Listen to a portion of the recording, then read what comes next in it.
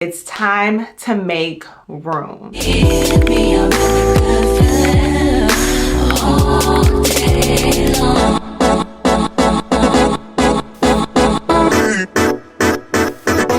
you guys, it's Tori, also known as Love Miss Liz, and I'm back with another episode. First and foremost, I want to start by saying thank you guys so much for 1,000 subscribers. To get it on the tail end of my first set of talking videos, I just thank y'all. Thank you, God. Because if you've watched all of my talking videos, then you know that I started off with that series not really being confident with actually sitting down and talking in front of the camera about whatever my opinion is or my beliefs are, so on and so forth. So for me, it was just really encouraging to see that I hit 1,000 subscribers during this time. So thank you guys so much. I hope you guys enjoy this next set of videos because I really wanted to take my time on it. I was gone last week, but I'm back. We're gonna hit the next stride, okay? We're gonna hit the next stride. And I wanna start off by saying that God has a sense of humor, because when I took my break last week from posting, for whatever reason, I just had this epiphany. I'm calling it an epiphany because I don't always know what's from God and what's not. I'm gonna be very transparent about that. When I know, when I'm sure, when I learn, I'll let y'all know, but I'm gonna call it an epiphany. I had an epiphany and it was, it's time to make room, okay? It's time to make room. You've been working hard, you've been putting in a lot of effort, you've been planning a lot, but it's time to make room. It's time to let go of what was. It's time to make space. So I wrote out an entire video script, which I'm going to reference still, but I wrote out an entire video script. And at this time, I'm still thinking to myself, like, God, am I in alignment with what you want? Like, is this what you want me to talk about? Because these are things that, you know, I don't necessarily know why I'm talking about them. I just know I felt it. I wanted to talk about it. So then I'm like, okay, I'm going to plan for it. But God, I want to be in alignment with what you want me to do. So I write out the whole video script and I have this plant. This plant I've had for almost 2 years on the dot. Literally September 15th will be 2 years that I've had this plant. And I love this plant so much. It has a very special meaning to me and it's thrived. I don't know how to keep plants alive, but I have this plant and I have one other plant from the same occasion and they mean so much. So I always try to make sure they're good. The plant was drooping and this plant, it's a peace lily. Peace lilies, I don't know much about plants, but from that plant, I know if it's drooping, it needs some water. You need to open the blinds. And usually by the end of the day, it'll be good. So I woke up one day and my plant looked like it was dead. Like it looked like no water was gonna help it, but I still tried to water it like I usually do. And I watered it and nothing happened. And I'm kind of feeling panicked because I'm like, oh my gosh, my plant, is it gonna survive or is it gone? Literally, I might cry over this plant. If the plant died, I would be extremely sad. So I'm trying to figure out what's wrong with it. I put it on the porch to give it more sun because I'm like, it must be in cold shock. I don't know. And the plant was drooping. Okay. Putting the plant on the porch didn't even help. Nothing was helping. And I'm like taking the plant out, looking at the roots, and I'm like, what are the roots supposed to look like? I have no idea. I have no green thumb.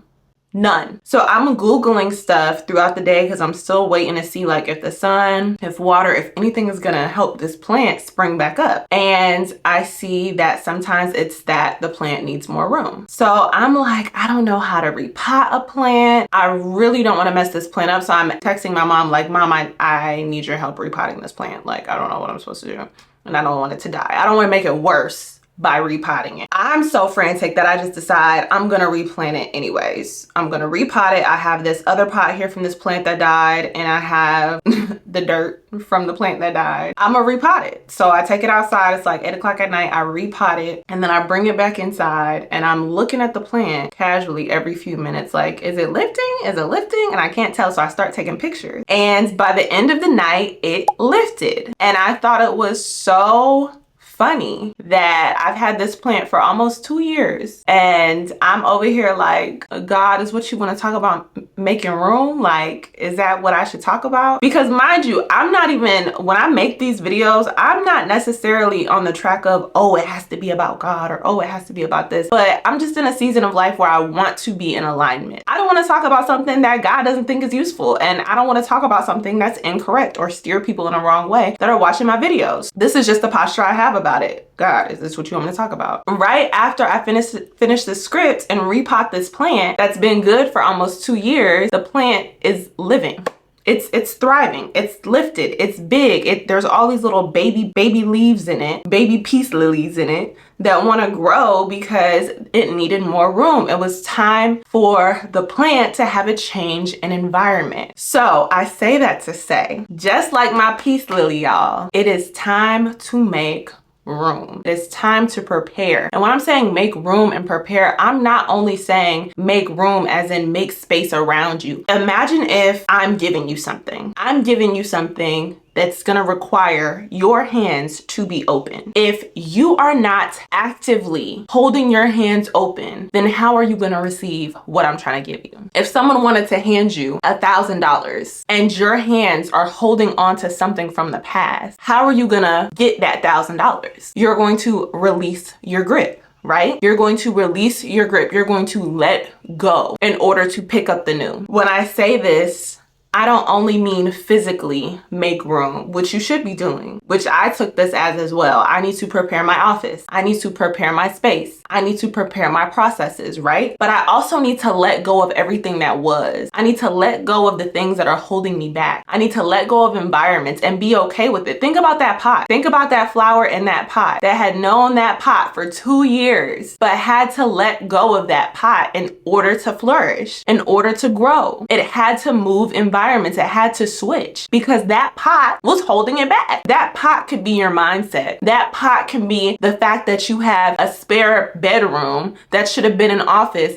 that isn't an office. That pot could be the fact that you're waiting on an abundance of new things, but you're still holding on to all the things that are old. You're hoarding. You have no space for the new. In your mind, in your spiritual life, or in your physical life, you don't have the space. We have to make room for what we want to come. You've prayed big prayers and you've asked for the big things. You've asked God to prepare you. You've asked God to lead you. You've asked God to bless you. You've asked God to change you. You've asked God to show you your purpose. Now, what you have to do is you have to make space for him to do that. And again, I'm saying physically, mentally, emotionally, you have to become new. You have to allow yourself to have the capacity to download the new beliefs that you need to be believing about yourself. We are not just hoping for things in this season. We are acting on faith. Noah looked crazy when he built his ark, but he built his ark and was what? Prepared. You have to be preparing yourself actively for what you're praying for, because if you're not preparing yourself, then ultimately you don't really want it. Like Kerry Washington said, you pray to catch the bus and then you run like hell to catch the bus. You don't pray to catch the bus and then sit around and wait. Sit around and wait at the house watching TV. Sit around and cackle with your friends at the club. You don't you don't pray to catch the bus. You don't pray for something that big and then don't actively put forth the effort behind it. The two things have to connect, or else what are you asking for? We can ask God for whatever our heart desires, but if we're not ready to receive, then what? Once the opportunity comes,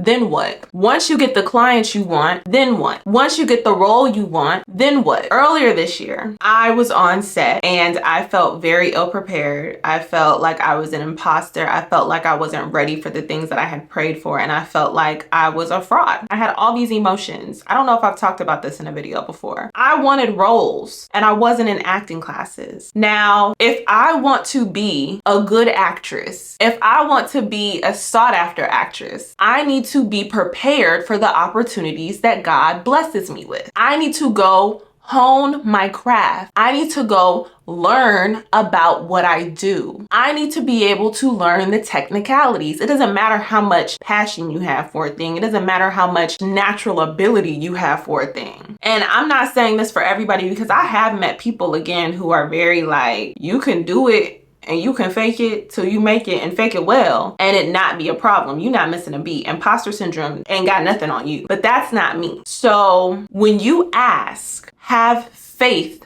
to receive. Don't just hope. Don't just hope for a breakthrough. Don't just hope for something to come. Don't just hope for someone to bite the bullet. Have faith that it's going to happen and prepare yourself. You should be moving. You should be working. You should be acting on what it is you want to come next. What can making room look like? Making room can be letting go of limiting beliefs, letting go of what you're used to, letting go of the past. Making room can be, again, cleaning out your office. Making room can be preparing systems. Making room can be clearing out those things that are blocking you on a daily basis. Stop being such a consumer on social media. If you're watching my video right now and you've ever wanted to start a platform, an Instagram, a YouTube, anything in accordance with something creative, stop constantly consuming what it is you want to do, because even that can be a roadblock. Make room. The time you spend indulging in other people's creativity, indulging in other people's products, is taking away from you actually learning what yours looks like. What does creativity look like for you? What does passion look like for you? This is me actively making room for what I enjoy, making room for what I want to create, making room for who's supposed to find me. But you're not allowing yourself the time and the space to do the same for yourself, in whatever arena that may be. Steve Harvey told a story about, and this is a very well-known clip, so if you've heard it, here's a reminder. If you haven't, pay attention. Steve Harvey, before he became who he is today, had a time in his life where he wanted a new car. He was living with his mother. Well, I believe he was living with his mom based off of how he told the story. So Steve Harvey would say that he would come home from work every single day telling his mom how he wanted to buy a new car. Now, he had a car that had a lot of issues on it. It was sitting on blocks in the driveway. He would come home from work every single day telling his mom, I'm gonna buy a new car. I'm gonna buy a new car. I'm gonna get me a new car. Because he had read The Power of Positive Thinking, and he's trying to speak life, speak positivity, speak to his subconscious mind. And he keeps telling his mom, I'm about to buy this new car. Now, I said it 10 times, but hear me